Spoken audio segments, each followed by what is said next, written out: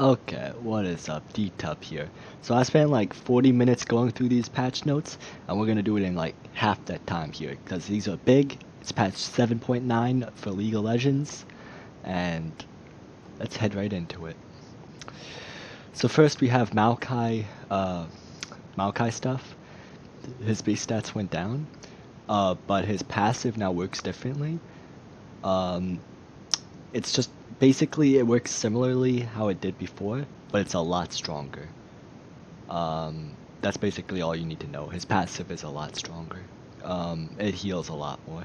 Everything else is very similar. It should work out about the same. His Q, instead of being a long, hard stun, it's just going to be a really quick 99% slow. Wait, did I say stun? I meant slow.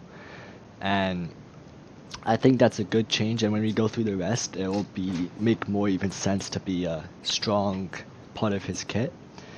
And that's basically all you need to know about that. The slow is now gonna be, instead of an extended slow, it's gonna be a really short, strong slow. His W got really hard nerfed. That's what happened to his W. It got really hard nerfed. You're probably not gonna want to max it as much as you wanted before. It's gonna have a low mana cost if you don't max it, so that's nice. His E got a hard update. Now it's not gonna go up in mana cost, as well as the cooldown is lower, the damage is up, the percent health damage you add in your W is gonna be on your E and all that stuff. So you're gonna want to probably upgrade this first and then your Q or something like that, compared to what you might have done before. The slow is going to be a little weaker, but it's going to be twice as long, which is very strong. As well as, if you put the things in the bushes, it's going to do even more damage. So, huge buffs to his things. Gonna be a lot of mechanics, sort of like shackle boxes and that stuff.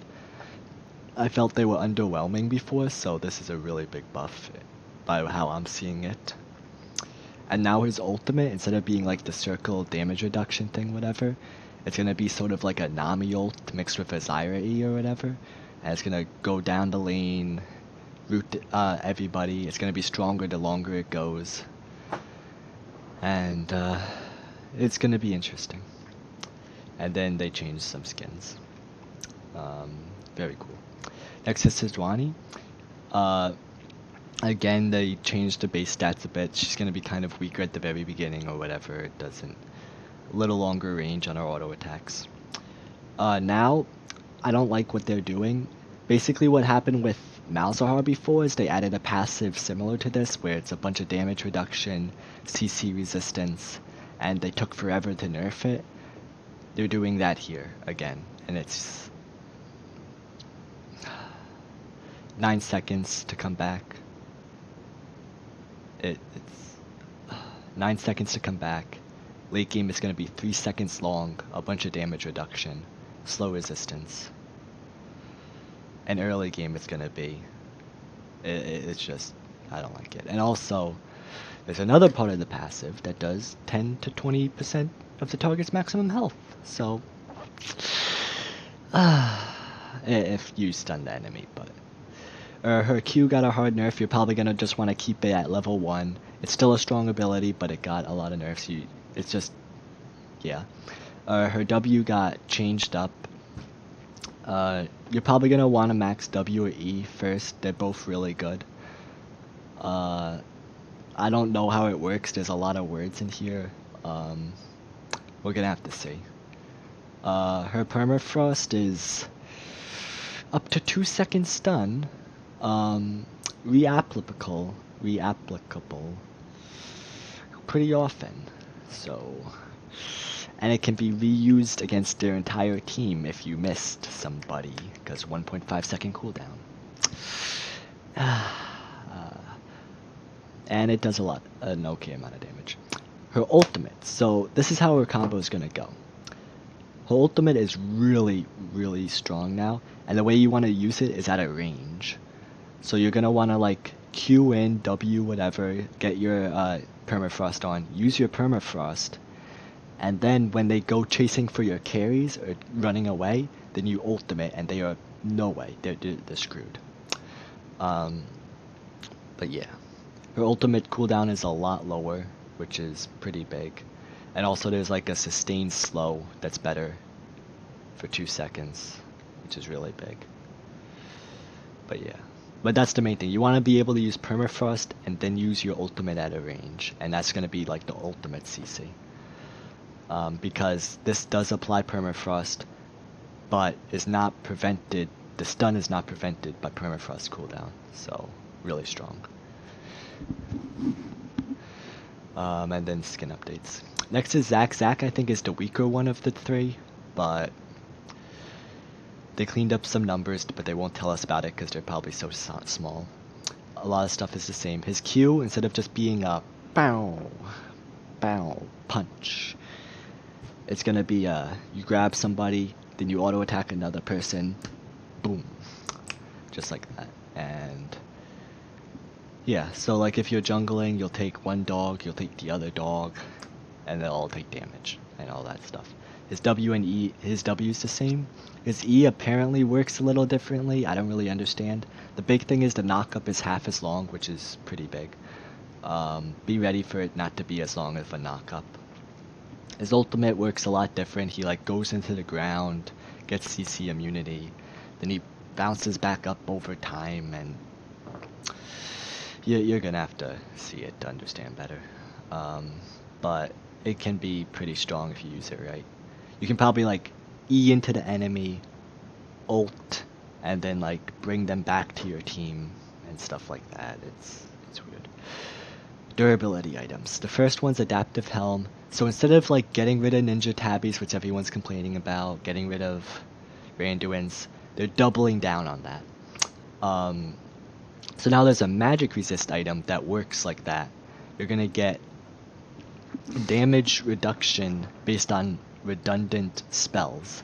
So like a Talia Q, I'm gonna presume a Malzahar ease damage over time. Like, who else? I don't know. It's basically like the Ninja Tabbies of the magic resist world. Sort of. Gargoyle Plate is gonna be a really tanky item. You're gonna get a lot of tank stats. It makes you really tanky. If in team fights, you're gonna be extremely tanky, like double your health. Super tank item. Yeah. And then they're also adjusting some other things. They were talking about how health is standard across all, but armor and magic resist are specified versus specific types of damage. So they're lowering health across the board and raising resistances for those items. First we have Sunfire Cape and their concurrent items. So as a damage item, Sunfire Cape has been a really big problem. It does too much damage. It shouldn't be a damage item. They made the wave clear the same or better, but damage to champions is gonna be a lot lower, and also the burn radius is still longer than Rakan's auto attacks, so that's nice. Bambi Cinder, the radius is lowered. Shut up, Marcel.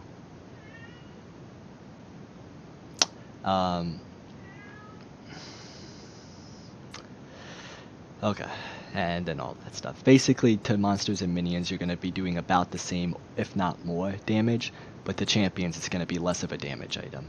So for clearing, it's still a really good item, but people have been buying it for damage, including me. So, Spirit Visage, like I said before, but it's going to be a little better for its purpose. Spectre's Cowl, a little less magic resist, kind of sucks. Deadman's Plate, it's basically you go all in or you don't go in at all now. You're gonna stack up faster, like a few seconds sooner you're gonna have all your stacks, but now you're never gonna get bonus damage when you're below the stack number. But when you do have 100 stacks, it's not, the slow isn't gonna decay, which is really strong. I like this. I dislike this change because I would take it on like Master Yi late game or something, but for what its purpose is, I think this is a good change. Randuin's Omen, Riot is crazy. Riot is fucking crazy. The health went down a lot, which is okay, but the critical strike damage reduction doubled. And if you didn't know this already, you can stack Randuin's. So you can have 120% critical strike damage reduction, or just buy 5 of them. And your enemy crit person, your Yasuo, is gonna do 0 damage. Cause Riot's fucking crazy. Zero damage Yasuo. Gotta love it. And also the active, it was kind of stupid, a 4-second slow. But you might use it, you might not use it. I think the stronger, shorter slow is better here. It's still good, and so on. Warmogs, they made Warmogs a better. They nerfed all these other things sort of, but Warmogs is a better item. Because they lowered the health on all these things, they had to make Warmogs threshold lower. But the regeneration is a lot bigger. The amount of times it takes to get that effect is a lot shorter. And then versus minions, it's even shorter. A really big buff to Warmogs. I will probably get it. Banshee's Veil. They made Banshee's Veil into a AP carry item, and they made Abyssal Scepter into a tank item. This makes sense, because when you're a tank, you don't really need to block a special ability. And then when you're a carry, why are you amping your teammates' magic damage when you're the carry? So they just switched it around, basically, and yeah. Guardian Angel, I don't really, the sense of Guardian Angel before made sense. Now it's just kind of stupid, but whatever. It's gonna be a AD carry item, and it's an AD carry item now, so that's just great. STERAK'S Gauge as a item that somebody who shouldn't have it got nerfed, but for tanks and stuff it got a really big buff. And if you go the Trinity Force STERAK'S Gauge combo, now it does 70% additional base attack damage when it triggers, which is pretty spicy. Duran, I love this. I am gonna go Duran Shield, Duran's Blade. This is fucking, ooh, I love it. Your basic attacks now have on hit bonus damage by 5, which is pretty nice. And you don't have the damage reduction, but now it gets Spectre's Cowl passive. I don't know if it stacks with Spectre's Cowl, but this is basically Spectre's Cowl passive, where you take damage from an enemy and then you get bonus regeneration. So that's a thing. Lifesteal items. Bork cost 100 more gold. Death Stance is a lot better. Bloodthirster and Hydra got 5 more damage. This is because the tanks are so OP, so they gave it a tiny bit more damage. Whatever. Here's my favorite part of the patch notes. Critical strike items. I love critical strike builds. Okay, Riot was crazy with all that tank stuff, but Riot's crazy right here too. They are just all over the place. Affinity Edge, 200 less gold. Zeal, 100 less gold. Nobody cares about Grisha's Shard. Runan's Hurricane. It does a lot more damage now. The bolts do a lot more damage now. And if you did not know this, the bolts crit. So before, if you had an IE and you crit with the bolts, it would do 62.5% of your total attack damage. Now without an IE, it does 80%. With an IE, it does 100%. This is really big. Really, I don't care if they got rid of the on-hit damage, that doesn't matter, because this is a really big buff. Rapid Fire Cannon, now it reduces the amount of time it takes to energize, so this is an important buff. I think Rapid Fire Cannon has been weak because it has the lowest stats of all the items, and it's single target and all that stuff. It's a really good item, but that's been kind of annoying. And they lowered the damage late game. Basically what they're expecting is you to get Rapid Fire Cannon, Static Shiv, and Warlord's Bloodlust, because I'm pretty sure they all stack together. It's going to be big. But I'm not going to do that. Next is Static Shiv. They buffed the damage, and if you forgot, the damage can crit. They buffed the damage, and the damage can still crit. Riot buffed Runan's Hurricane damage, and that damage can still crit. And they buffed Static Shiv's damage, and that damage can still crit. Riot is crazy. The damage to minions got lowered, but basically it's the same thing because of the damage buff. Phantom Dancer, Instead of being a core item on most people, it costs less gold, it gives the best stats. Now it's in line with all the other items, but all the other items got buffed. You're not going to see this item as often, I presume, because it's more of a dueling item or whatever. Well, all these other items are going to be amazing for team fights. I didn't notice this the first time, but Essence Reaver still cost 3.6k or whatever. Whatever Essence Reaver cost, they didn't change that.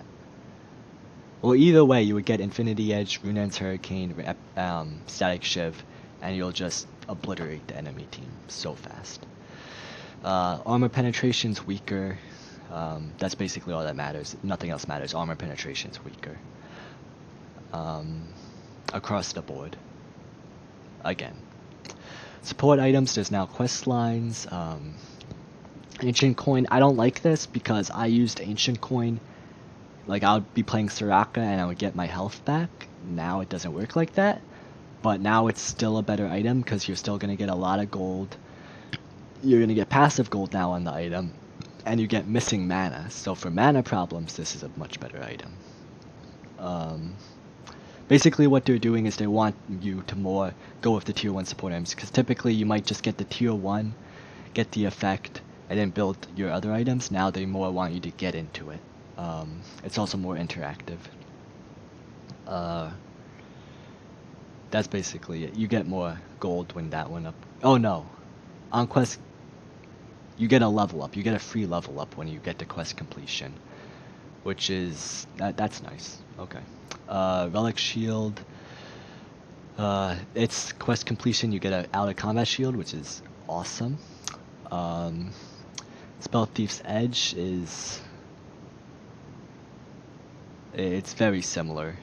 I think it's better, but they lowered the mana regen, which kind of sucks, but it wasn't really a good mana regen item anyway, and they raised the damage a tiny bit, whatever. Contribution clarity, crowd control, name display, whatever. End game stats. They added some end game stats, which is very cool. Damage mitigated on self, very nice. Damage to objectives, I want that. Damage to turns, I want that. Vision score, ooh, that's the one that's going to be interesting. Vision score, I can just see people. Ooh, vision score, that's going to be fun. Active item feedback, there's more active item feedback. I like this because I noticed Locket does a lot of shielding, but I still go for Redemption. Now I can really see, is Redemption that much worse than Locket? Or is Redemption still a good buy before Locket? And we'll see that. Death change, it's just like more clarity effects, whatever, it doesn't matter. Rift Herald got changed again.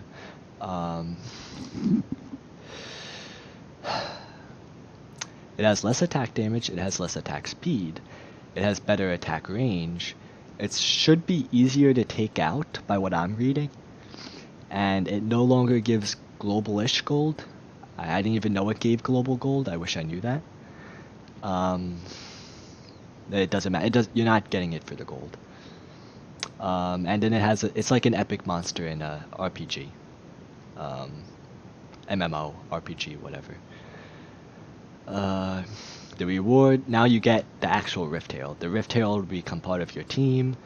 All the stuff it talks about, it's gonna be.